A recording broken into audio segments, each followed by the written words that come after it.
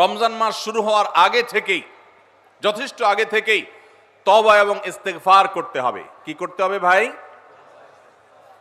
তওবা ইস্তেগফার কেন করবেন? তওবা ইস্তেগফার তো সারা বছরের রুটিন আমল।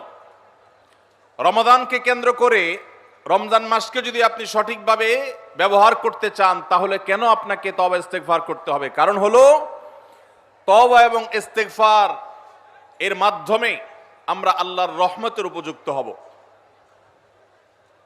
মক্কার মসজিদুল হারামের ইমাম শেখ আব্দুর রহমান আস-সুদাইস হাফিজাহুল্লাহ, তার কাছে সৌদি আরবের কিছু যুবকরা এসেছিলেন। এসে বললেন, শেখ, প্রতি বছর রমজান আসলেই আমরা অনেক প্ল্যান প্রোগ্রাম করি, অনেক কোরআন খতম দিব, অনেক নেকামল করব, দোয়া রোনাজারি করব, দান সাদাকা করব। দুর্ভাগ্যজনকভাবে সেটা আমাদের আর রমজান মাসে করা হয় না। আফসোস করতে করতে রমজান মাস পার হয়ে যায়।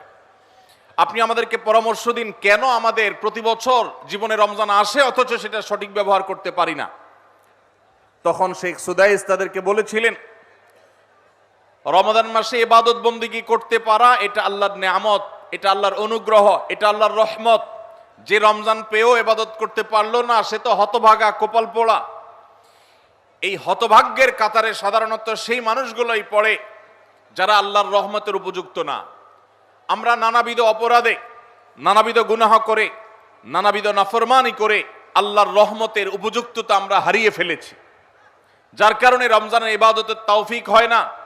এই জন্য তিনি তাদেরকে নসিহা করেছিলেন যে আমি তোমাদেরকে উপদেশ দিচ্ছি, রমজান আসার আগে থেকেই আগের যে সমস্ত গুনাহ খাতা হয়েছে, যে সমস্ত নাফরমানি হয়েছে, আল্লাহর অবাধ্যতা হয়েছে, সেগুলোর জন্য চোখের পানি ফেলে রোনাজারি করে আল্লাহর কাছে ক্ষমা চাও।